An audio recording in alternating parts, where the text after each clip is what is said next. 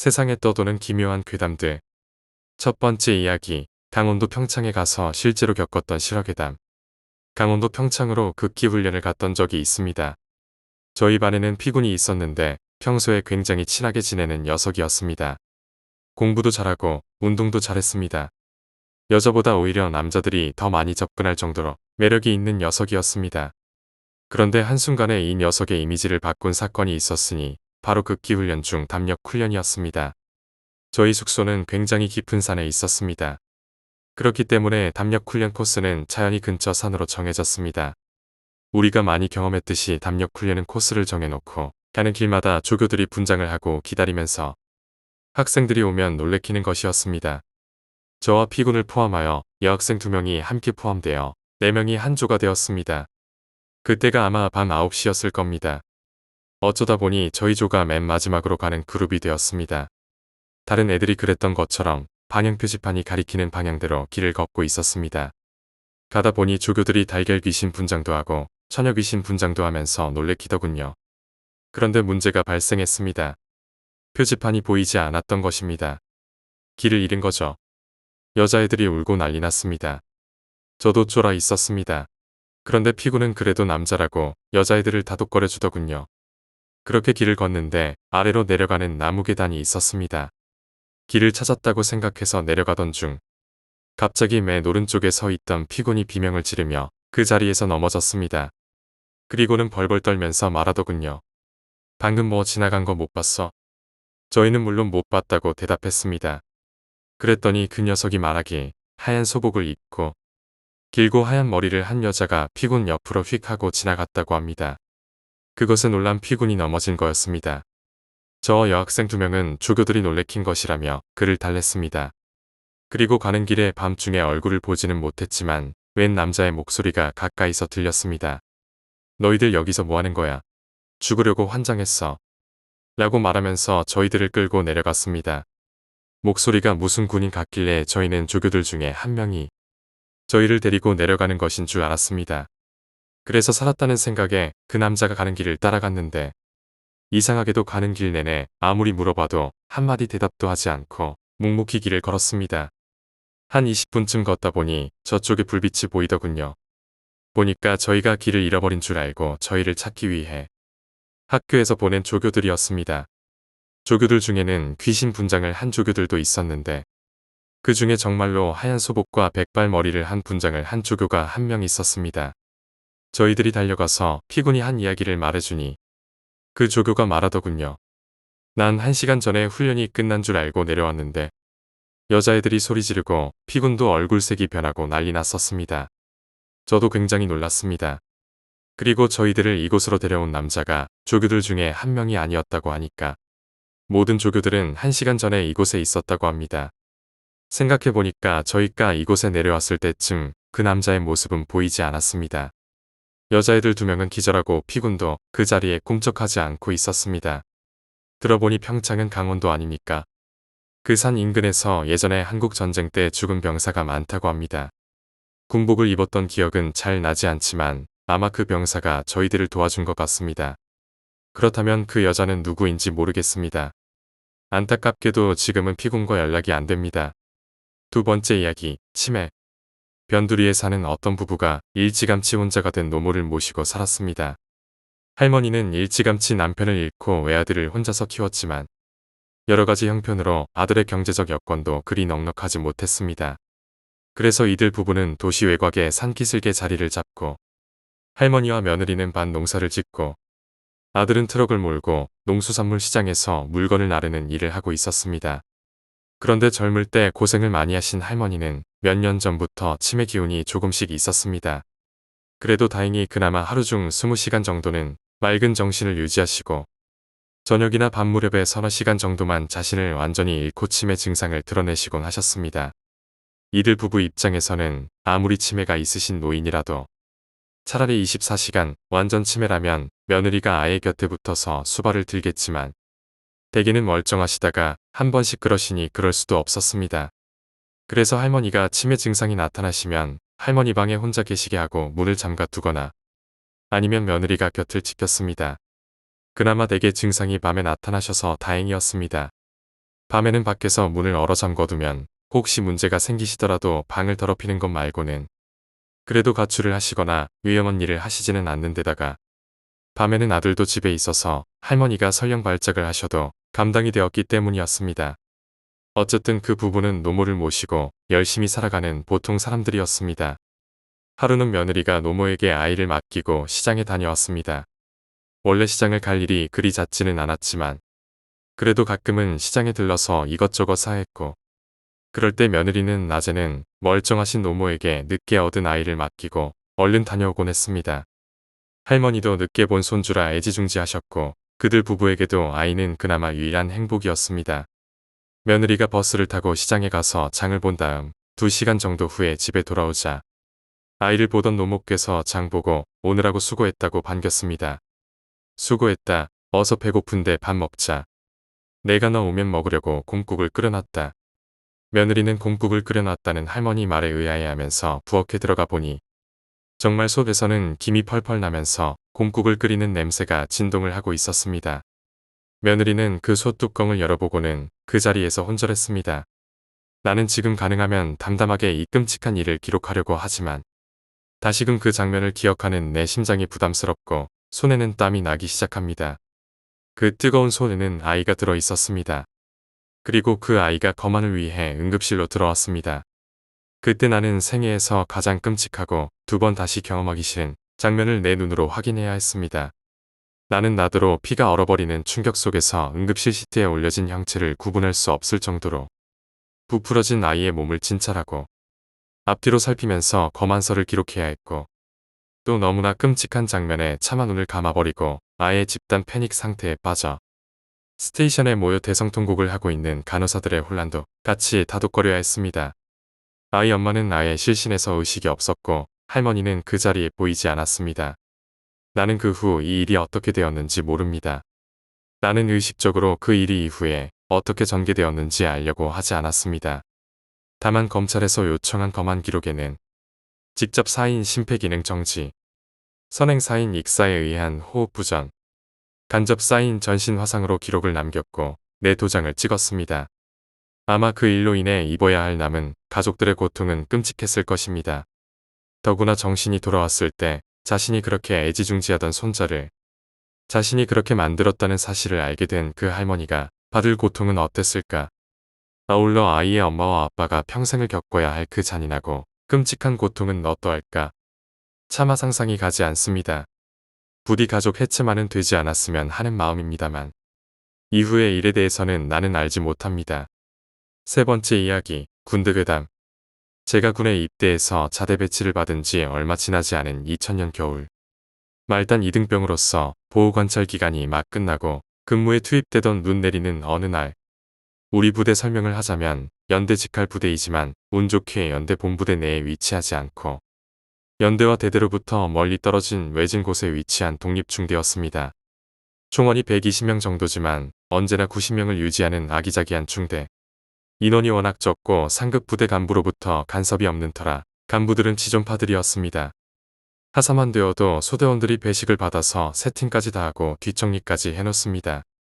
처음 온 하사들은 어리둥절해하지만 한 달도 못 가 이내 적응하고 배식 안 타놓으면 자기를 무시하는 거냐고 역정을 내기까지 합니다.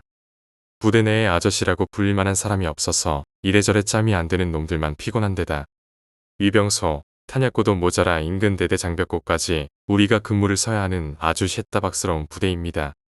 원래는 대대에서 5톤을 타고 와서 근무 교대를 해야 하는데 IMF 터진 이후로 기름을 아끼려고 사단에서 우리 중대에 전담시켰다고 하네요. 한 달에 휴무를 먹는 날이 많으면 5일입니다. 어쨌든 우리 중대원들은 언제나 수면 부족에 시달렸습니다. 병장들은 근무를 안 서려고 허구한 날 환자 등록을 하지요. 소대원들이 많아야 20명. 병장들 다 빠지고 나면 짬이 안 되는 일병들은 거의 연중 풀타임으로 근무에 투입되어야 할 정도였습니다. 때문에 근무지에 나가면 대부분 꾸벅꾸벅 조는 게 아니라 한겨울에도 냉바닥에 퍼질러 잘 정도로 피곤해 절어 살던 어느 날입니다. 이제 근무에 본격적으로 투입된 지 얼마 되지 않아 모든 게 어리둥절한 저는 부대 내에서도 엽기적인 돌출 행동으로 행보관 블랙리스트 1위를 당당히 고수하고 있던 개병장과 함께 장벽고 근무에 투입되었습니다. 흔히들 신병 오면 병장이 가지고 놀라고 같이 근무 서공합니다. 10시 반부터 12시까지 근무 타임이었는데 유난히 추웠습니다. 괜히 근무 선다고 했다고 궁시렁거리던 개병장은 행정반에서 근무자 신고 후 장벽고 쪽이 아닌 소대로 가는 게 아니겠습니까? 전 부대 온 지 얼마 안 돼 장벽고 위치가 어딘지도 모르는 상태였는데 이 인간이 추워서 근무 안 선다고 나더러 그냥 혼자 가라고 합니다. 어쩔 수 없이 훈련받다 얼핏 본 그림만 되새기며 부대를 홀로 나갔습니다. 그래도 개병장도 인간이라 걱정이 되었는지 한참 뒤에서 따라오기 시작합니다. 근데 손에 뭘 한 덩어리 들고 옵니다. 침낭이었습니다. 개병장은 장벽고 근무 교대를 하고 침낭을 펼칩니다. 여기는 부대에서도 한참을 걸어와야 되기 때문에 졸라 빠진 간부들은 한 번도 순찰 온 적이 없다고 합니다. 때문에 개병장은 아무런 주저함도 없이 당당하게 침낭 속으로 사라졌습니다. 추운 겨울에 보슬보슬 내리는 눈도 소복히 쌓인 데다 달도 떠서 주위가 대낮처럼 환했습니다. 전 근무에 투입된 지 얼마 되지 않아 중대원들의 만성피로를 이해할 수 없었습니다.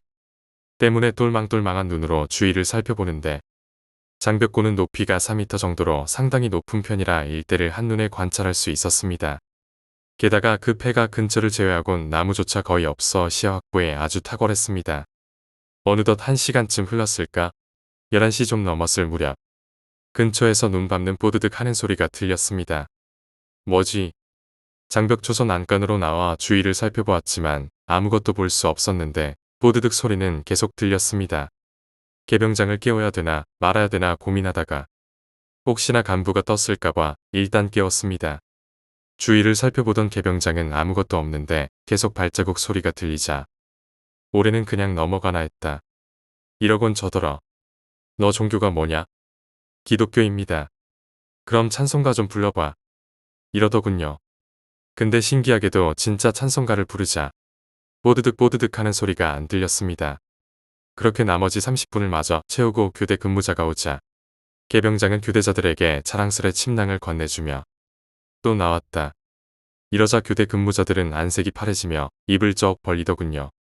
뭐 이렇게 무사히 첫 장벽고 근무를 마치고 부대로 복귀하고 잠을 청했는데 얼마나 지났을까 갑자기 행정반에서 비명소리가 들렸습니다. 그러곤 곧이어 사이렌이 울리더니 행정반에서 무전기를 통해 상황이 생생하게 중계되고 있었습니다. 그렇게 근무자들은 장벽고를 이탈해 미친 듯이 중대로 넘어왔고 뒤이어 5분 대기조와 더불어 연대 통제에 따라 해당 장벽고 관리대대 기동타격대 거기다 순찰 돌던 연대 소령까지 모조리 장벽고에 집결했습니다. 사건이 일어나기 10분 전 후임 근무자들은 계속 눈 감는 소리가 들리자 사수, 부사수가 모두 내려와 일대를 수색했습니다. 눈 내리는 달밝은 밤의 장벽고 조명까지 더해서 대낮같이 밝았는데도 도무지 발자국 소리의 정체는 밝힐 수 없었습니다. 초소로 그만 돌아가려는 찰나 돌아선 자신의 발자국을 보니 자기 발자국이 굉장히 넓게 찍혀 있었습니다. 이상해서 자세히 봤는데 발자국이 하나가 아니라 자신의 발자국 옆으로 맨발 자국이 겹쳐 찍혀 있었다고 합니다. 그걸 보자마자 교대 근무자 사수는 미친 듯이 소리치며 달리기 시작했고 짬이 안 드는 부사수도 어쩔 줄 몰라 버둥거리다가 겁나서 행정반에 무선을 날리며 사수를 따라 도망갔습니다. 5분 대기가 먼저 영문도 모른 채 장벽고를 점령했고 곧이어 대대 기동타격대 소령까지 도착해 일대를 수색했으나 거수자는 발견하지 못했고 그 중대 대대 병력이 남긴 자취 때문에 맨발 자국도 증명할 길이 없어졌습니다. 하지만 그들이 또 다른 중요한 한 가지를 발견했으니 그건 바로 침낭입니다. 그날 이후로 개병장은 저녁까지 휴가 한 번 못 가보고 말년 꼬장만 늘었다고 합니다. 네 번째 이야기, 무섭다. 아마 고등학교 2학년 때였을 것입니다. 인문계 고등학교이다 보니 야자의 학원에 늘 학업에 찌들어 살았죠. 늦게 학원을 끝마치고 나면 집에 돌아오면 거의 1시가 다 되었습니다. 여느 때와 마찬가지로 어두운 밤 거의 1시가 다 되어가더군요.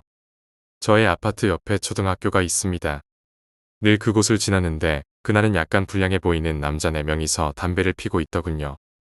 솔직히 좀 겁이 났지만 바로 옆에 아파트 입구가 있어서 빨리 들어가려고 발을 재촉했습니다. 그리고 제가 그 남자들 앞을 지나고 약간 거리가 떨어졌을 때입니다. 뒤에서 한 남자가 말하더군요. 저 새끼 잡아. 순간 놀랐습니다. 왜 그럴까? 날 잡으려는 걸까? 뭐지? 돈 뺏기는 건가? 맞는 건 아니야? 재수없게 걸렸나? 별의별 생각이 머리에 스쳤고 저는 반사적으로 뛰었습니다. 뒤에서는 쫓아오는 소리가 들리고 계속 말소리가 들렸습니다. 여러 욕설들이 섞이며 저를 쫓아오는 소리가 들렸습니다. 당시 엘리베이터는 지하 주차장에 있었고 주차장은 약간 복잡한 구조로 되어 있었습니다. 저는 필사적으로 저희 동 엘리베이터로 뛰었습니다. 그리고 엘리베이터에 도착했습니다. 다행히 엘리베이터는 지하 1층에 정지되어 있었고 버튼을 누르자마자 문이 열렸습니다. 저는 얼른 안으로 들어가 저희 집 층을 누르고 닫힌 버튼을 눌렀습니다. 하지만 문이 닫히지 않더군요. 순간 생각났습니다. 유독 저희 층 엘리베이터 버튼만 고장난 부분이 많았습니다. 닫힌 버튼도 고장나서 눌러도 닫히지 않았습니다. 닫히기만을 기다리는데 계속 발소리가 들리더군요. 계속 쫓아오고 있었습니다. 그리고 문이 닫히기 시작했습니다. 거의 닫힐 무렵 불량배들 중 한 명이 엘리베이터 앞에서 안 되라고 외치며 버튼을 누르고 문을 강제적으로 열려고 하더군요. 하지만 문이 닫히고 저는 안도의 한숨을 쉬었습니다. 하지만 그게 끝이 아니더군요. 옆에서 뭐가 뚝뚝 떨어지는 소리가 들렸습니다. 뭐지? 하고 옆을 돌아봤을 때는 기절할 뻔했습니다. 웬 남자가 피투성이로 살점이 이리저리 뜯기고 한 손에는 큰 대두를 들고 피를 흘리고 있더군요.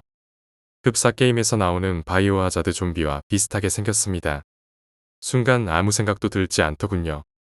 평소에 귀신이란 존재도 믿지 않았고 믿으려고 하지 않았습니다. 그런 존재가 제 눈앞에서 끔찍한 모습으로 있었습니다. 그 남자는 들고 있던 칼을 높이 들고 저를 치려고 하려고 했습니다. 높이 들어온 칼에는 온통 피투성이었고 저는 아무 반항도 못하고 온몸이 떨리고 있을 때였습니다. 그때 순간 엘리베이터 문이 열렸습니다. 밖에서 강제적으로 열었던 것 같습니다. 밖에 있던 불량배들은 저를 강제적으로 끌어 잡아 밖으로 빼냈습니다. 그리고 엘리베이터 안에서는 그 남자가 나오려고 했고 순간 엘리베이터 문이 닫혔습니다. 그 후 얼마 지나 다시 열렸는데 아무것도 없더군요. 우선 불량배들은 저를 진정시켰고 자초지종을 설명해 주었습니다. 지나가던 저를 본 후 무시하고 담배를 피고 있었는데 한 이상한 남자가 칼을 들고 저를 쫓아왔다고 하더군요. 그 모습은 처음에 소리 지르던 남자 한 명밖에 보지 못했고 무작정 쫓아가기 시작했다고 하고 나머지들은 영문도 모른 채 같이 따라왔다고 하더군요. 다행히 제가 엘리베이터 안에서 저희 집 층을 누르지 않고 닫히기만을 기다려서 엘리베이터는 움직이지 않고 있었다고 하더군요. 이후 경비실에서 아저씨들이 오고 무슨 일이냐고 하시더군요. 저희는 아무 일도 아니라고 했고 경비 아저씨는 가셨습니다. 결국 저는 다리에 힘이 풀린 채 한 남자의 등에 엎여 집으로 들어갔습니다. 어머니는 깜짝 놀라 무슨 일이냐고 물어보시더군요. 솔직히 말씀드렸습니다. 어머니는 정말 울듯한 눈으로 4명의 남자들에게 감사를 표시하며 집 안으로 들여보내시며 시원한 물 한 잔과 수박을 대접하셨습니다. 그 후 아무 일 없이 잘 지냈고 그 불량배들도 못 보았다고 고3 때 다시 그 학교 앞에서 담배를 피고 있더군요. 늦은 시각이었지만 양쪽 다 알아보고 이런저런 이야기를 나누었던 기억이 나네요. 그 후 저는 무서운 것을 더 싫어하게 되었습니다. 5번째 이야기, 여고 괴담. 저희 학교 국어 선생님께서는 모여고를 나오셨다고 해요. 거기는 본관과 신관으로 나눠져 있는데 그 학교 본관은 예전 한국전쟁 때 전사하신 병사들의 무덤 위에 세워졌다고 합니다. 그렇게 매립해서 만든 학교가 바로 모여고라네요. 그 여고에서는 여러 가지 괴담이 있는데 그중 하나가 바로 이 이야기입니다. 그 여고는 학교가 오래되어서 선생님들은 거의 늙은 선생님들밖에 없다고 해요. 그래서 학생들 사이에서 교무실은 양로원이라 불렸다네요. 그런데 그 여고에 정말 젊고 멋지고 나이 어린 총각 선생님이 도덕을 가르치러 오셨습니다. 그 총각 도덕 선생님은 말로만 들어도 여학생들 사이에서 인기가 참 좋았다고 하네요. 매 수업 시간마다 선생님이 들어오시는 교탁은 선물들로 가득 차 있었습니다. 하지만 그 총각 도덕 선생님께서 어느 날 술을 마시고 사고를 쳤어요. 그래서 선생님은 남자라는 책임감 때문에 그 여자분과 결혼을 하셨대요. 하지만 그 여자분은 얼굴이 정말 못생겼지만 마음은 착했어요. 그런데 선생님도 남자인지라 못생긴 부인을 보면서 정말 싫어했다고 합니다. 어느 날 드디어 선생님께서 당직 날이 되었습니다. 그 시절만 해도 선생님들 중 한 분이 남아서 학교를 순찰하곤 했답니다. 선생님은 부인과 함께 자지 않아서 행복하다는 생각을 하며 얼른 학교로 갔습니다. 5층 당직실에서 콧노래를 부르며 TV를 보고 있는데 누군가 똑똑하고 문을 두드렸습니다. 선생님은 이 밤중에 누구지? 하며 문을 열었는데 그건 바로 선생님의 부인이었습니다. 늦게까지 당직하시는 선생님을 위해 마음 착한 부인이 밤참을 만들어 가져오신 거였어요. 그 모습을 보는 순간 선생님은 열이 받아서 화를 내셨습니다. 네가 여기 왜 왔냐고, 빨리 가라고 하면서 성질을 내셨대요. 그런데도 부인께서는 한 입만 먹으면 자기는 갈 테니 한 입만이라도 먹어달라고 하셨어요. 그러나 선생님이 화가 나서 부인을 밀쳤는데 그만 쇠로 된 캐비닛의 머리를 박고 죽어버렸습니다. 처음엔 선생님도 당황하여 무서움과 죄책감에 시달렸습니다. 나중에는 내가 이 여자 때문에 이렇게 된 거라며 분노에 시달렸습니다. 선생님은 그 와중에 이 여자의 시체를 어떻게 하면 아무도 모르게 버릴까 생각했습니다. 그때 마침 학교 뒤뜰에 우물 하나가 있었습니다. 그 우물은 영화링에 나오는 우물보다 조금 더 큰데 그 우물을 들여다보고 빠질까봐 학교 교장 선생님께서 커다란 뚜껑으로 덮고 쇠사슬로 묶어 놓았습니다. 그래서 선생님은 자기 부인의 발목을 밧줄로 대충 묶고 계단으로 끌고 내려갔습니다. 발쪽을 끌고 가서 계단을 다 내려갔을 때에는 머리 부분이 계단에 갈려 거의 알아볼 수가 없었습니다. 이제 계단을 다 내려와서 우물 앞에 서서 생각했습니다. 시체를 그대로 넣으면 물 위에 둥둥 뜨잖아요. 그래서 우물 주위에 감겨있는 쇠사슬을 부인 몸에 묶고 우물 안으로 넣으면 시체가 안 뜨니까 완벽하다고 생각했습니다. 그리고 얼른 실천했습니다. 일주일 정도가 흘렀습니다. 소문으로는 선생님의 부인은 자살로 인해 죽었다는 소문이 돌았습니다. 선생님은 일상과 같은 생활을 했습니다. 그러던 어느 날 그 선생님의 당직 날이 되었습니다. 학생들이 선생님의 부인도 돌아가셨으니 자기들이 위로도 할 겸 함께 당직실에 남아 있자고 의견을 모았고 각자 집으로 돌아가 부모님의 허락을 맡기로 했습니다. 그런데 그 5명 중 1명이 집에 가서 어머니에게 엄마, 나 친구들이랑 선생님이랑 밤에 학교에서 놀기로 했어. 가게 해줘라고 말하니 어머니가 안 되라고 단호하게 말했습니다. 원래는 허락을 잘 해주는 어머니인데 허락을 안 해주니 딸이 삐져 있었습니다. 원래 어머니들은 자식에게 약하다고 딸이 삐져 있으니 어머니께서 그럼 엄마가 시장 갔다 와서 생각해보자라고 말하니 딸이 조금 기분이 풀려서 엄마 빨리 갔다 와 하고 말했습니다. 어머니는 시장으로 나갔습니다. 그런데 시장 골목 귀퉁이 쪽에 어느 할머니가 앉아있는 것이었습니다. 그 할머니가 어머니를 계속 응시하면서 안 되겠어라고 하는 것이었습니다. 그래서 어머니가 기분 나쁘게 생각하며 장을 보고 돌아오는데 그 할머니가 여전히 같은 자리에 앉아있으면서 안 되겠어라고 계속 말하더군요. 이상한 기분이 든 어머니는 할머니에게 가서 왜 그러세요? 라고 물었습니다. 그러자 할머니께서는 보내면 안 되라고 말씀하셨습니다. 어머니가 뭐가 안 된다는 거예요? 가르쳐 주세요 할머니라고 하자. 할머니는 너희 딸 학교 가려고 하잖아. 안 돼 너희 딸 죽어라고 말씀하셨습니다. 그 말을 들은 어머니는 놀라면서도 딸의 고집을 아는 바 저희 딸 아마 집 나가서라도 학교 갈 것 같은데 어떻게 보내고 안 죽은 방법 없나요? 라고 물으셨습니다. 그러자 할머니께서는 그럼 내가 하는 말 똑똑히 들어. 우선 12시가 되기 10분 전에 너희 딸 혼자 나와서 당직실 끝 교실에서 책상 하나를 들고 나와 복도 가운데에 놔두고 공책에 소리가 나는 대로 적어. 그런데 절대로 눈을 떠서는 안 돼 알겠지? 라고 지시하셨습니다. 어머니는 알겠어요. 꼭 지키도록 할게요.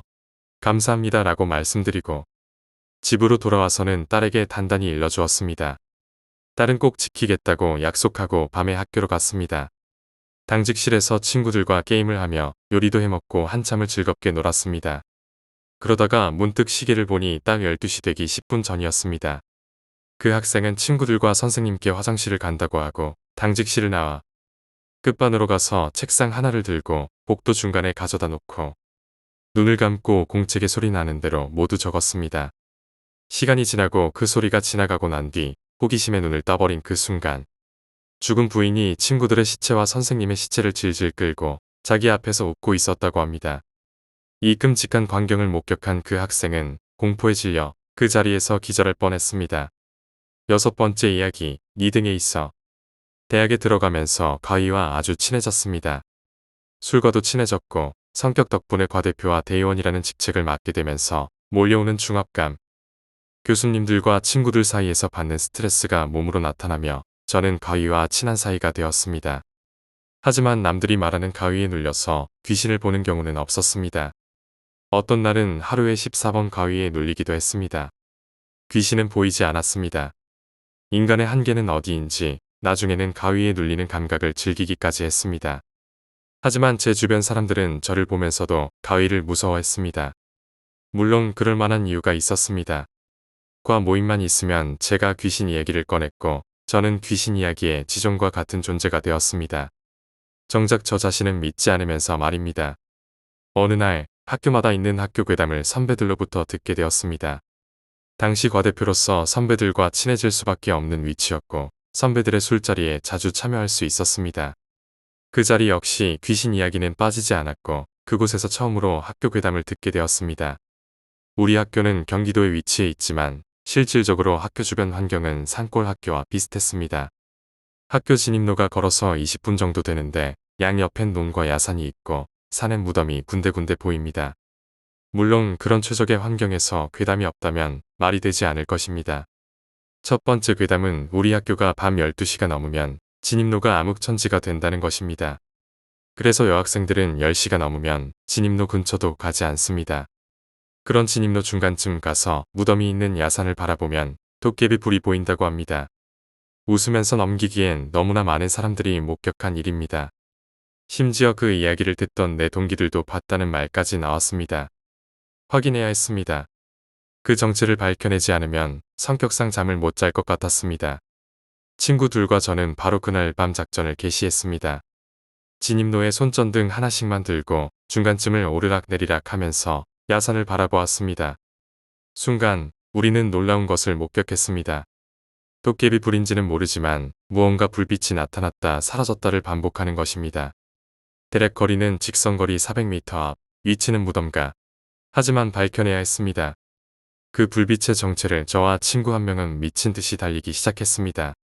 논을 지나고 야산을 기어올라 무덤가에 거의 도착했을 때쯤 진입로에 남아있던 친구가 외쳤습니다. 아직도 있어. 거기쯤이야. 우리는 두 눈으로 확인할 수 있었습니다. 그 도깨비 불의 정체를. 무덤 앞 비석이었습니다. 이제 분석해보자. 어찌된 일인 것인가. 그렇습니다. 사실 진입로에서 손전등이나 기타 불빛을 야산으로 비추게 되면 어느 위치쯤에선가 비석에 그 불빛이 반사되어 반짝였던 것입니다.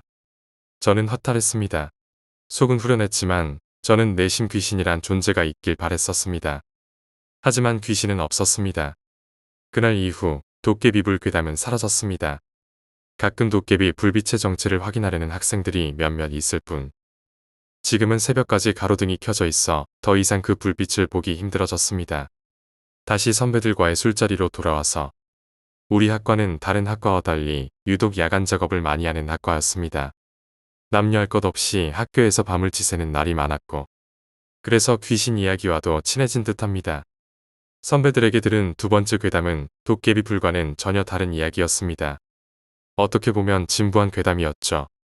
학교 진입로 아래엔 자취방들이 있고 그 자취방과 진입로 사이엔 전봇대와 나무들이 있었습니다. 그 나무인지 전봇대인지에 한 여학생이 자살한 일이 오래전에 있었다고 합니다. 선배들의 자취방은 바로 그 진입로 앞이었고 그 자취방은 대대로 우리 학과 전용 자취방처럼 우리 학과 학생들이 많았습니다. 어느 날 선배 한 명이 야작을 마치고 새벽 3시쯤 자취방을 향해 진입로를 걸어 내려오고 있었습니다. 그리고 그 전봇대 앞을 지날 때쯤 그 아래에서 한 여자를 봤습니다. 처음엔 그러려니 했는데 어차피 자취방을 가려면 지나쳐야 할 곳이었기에 그 앞을 지나치고 있었습니다.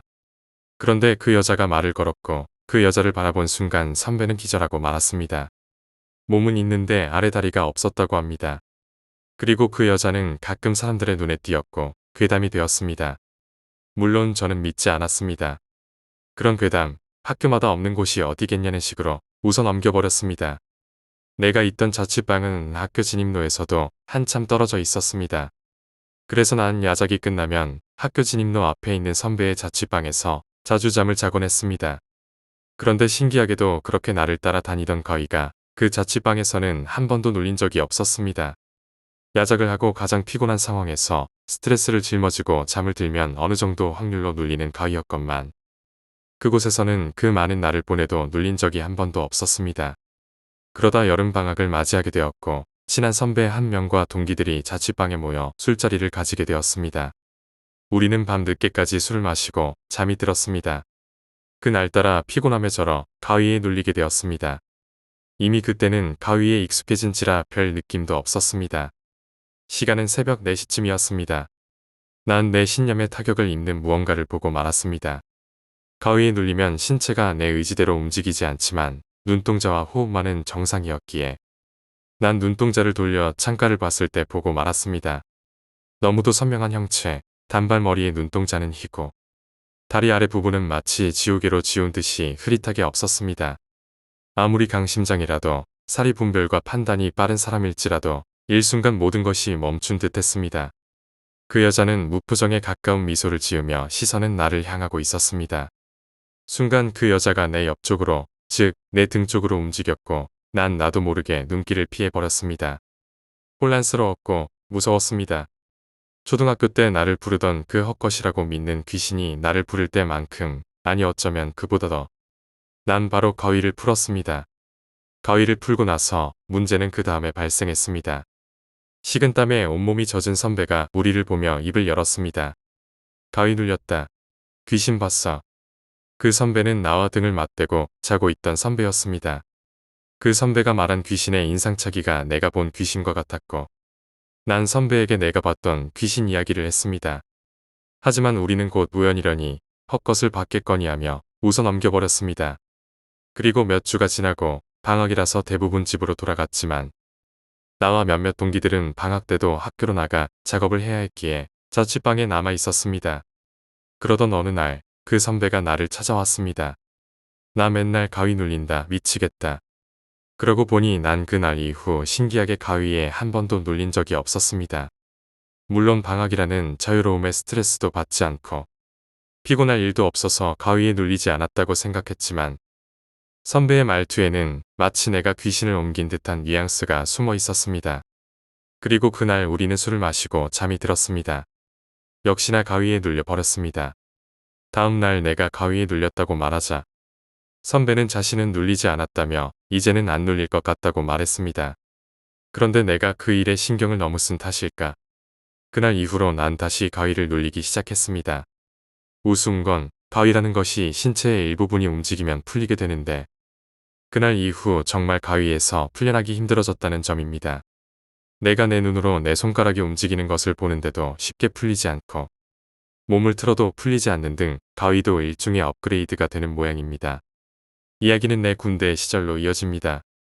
난 1학년을 마치고 휴학을 하고 군에 입대했습니다.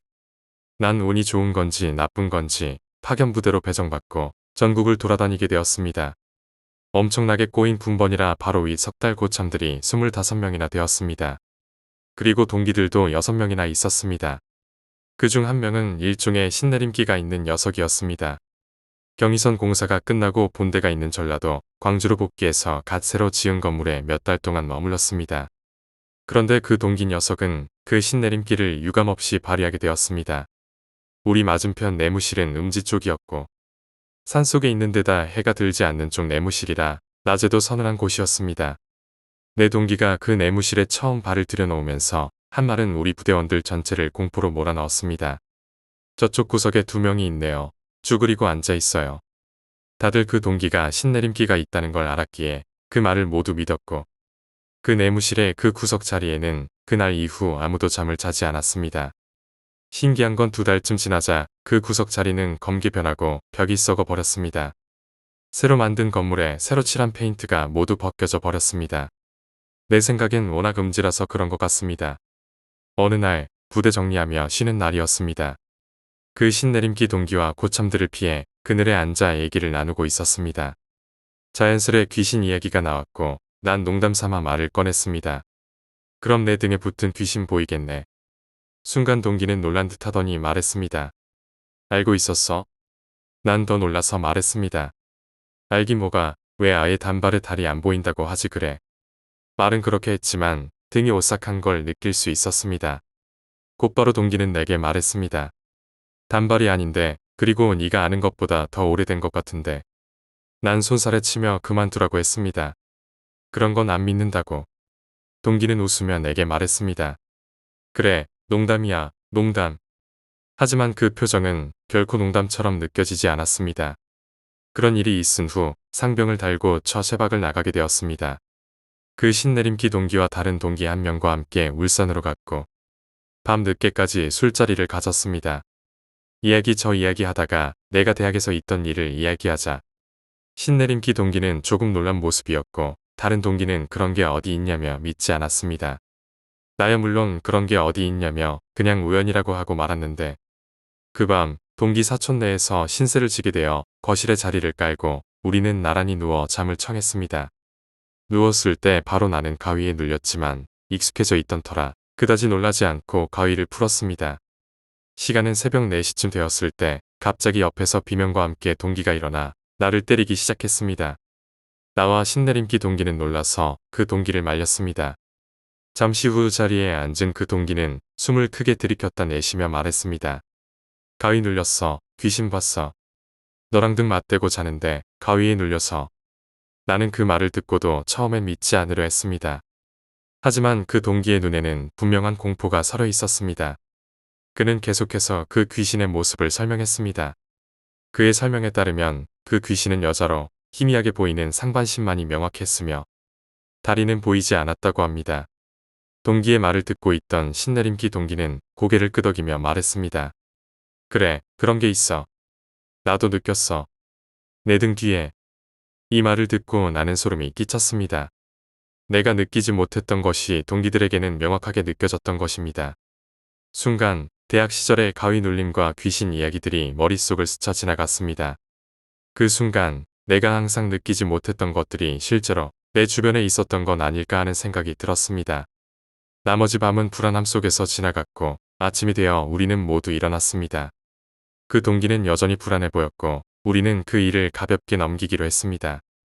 하지만 그 일은 우리 모두에게 큰 충격으로 남았고 그 후로 몇몇 동기들은 실제로 그 집에서 더 이상 자지 않기로 했습니다. 7번째 이야기, 군대에서의 신기한 경험. 이야기는 내 군대 시절로 이어집니다. 난 1학년을 마치고 휴학을 하고 군에 입대했습니다. 난 운이 좋은 건지 나쁜 건지 파견부대로 배정받고 전국을 돌아다니게 되었습니다. 엄청나게 꼬인 군번이라 바로 윗 석 달 고참들이 25명이나 되었습니다. 그리고 동기들도 6명이나 있었습니다. 그중 한 명은 일종의 신내림기가 있는 녀석이었습니다.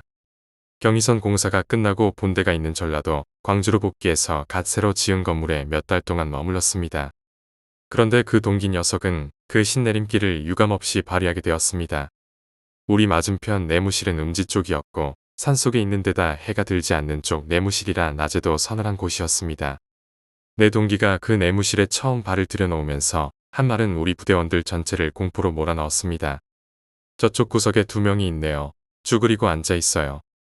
다들 그 동기가 신내림기가 있다는 걸 알았기에 그 말을 모두 믿었고 그 내무실의 그 구석 자리에는 그날 이후 아무도 잠을 자지 않았습니다. 신기한 건 2달쯤 지나자 그 구석 자리는 검게 변하고 벽이 썩어 버렸습니다. 새로 만든 건물에 새로 칠한 페인트가 모두 벗겨져 버렸습니다. 내 생각엔 워낙 음지라서 그런 것 같습니다. 어느 날 부대 정리하며 쉬는 날이었습니다. 그 신내림기 동기와 고참들을 피해 그늘에 앉아 얘기를 나누고 있었습니다. 자연스레 귀신 이야기가 나왔고 난 농담 삼아 말을 꺼냈습니다. 그럼 내 등에 붙은 귀신 보이겠네. 순간 동기는 놀란 듯 하더니 말했습니다. 알고 있었어? 난 더 놀라서 말했습니다. 알긴 뭐가, 왜 아예 단발에 다리 안 보인다고 하지 그래. 말은 그렇게 했지만 등이 오싹한 걸 느낄 수 있었습니다. 곧바로 동기는 내게 말했습니다. 단발이 아닌데 그리고 네가 아는 것보다 더 오래된 것 같은데. 난 손살에 치며 그만두라고 했습니다.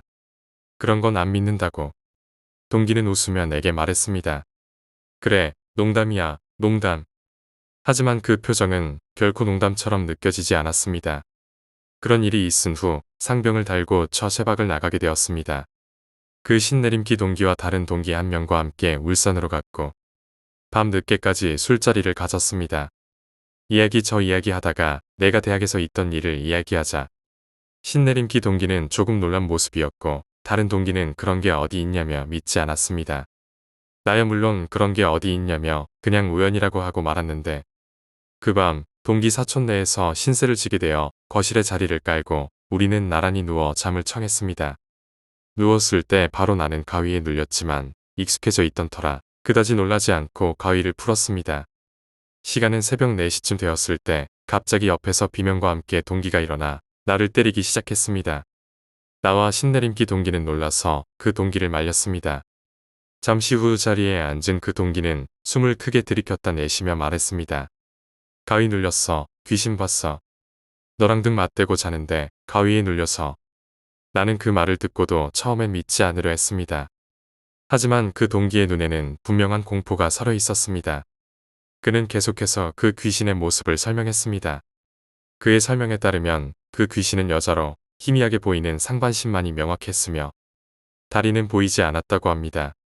동기의 말을 듣고 있던 신내림기 동기는 고개를 끄덕이며 말했습니다. 그래, 그런 게 있어. 나도 느꼈어.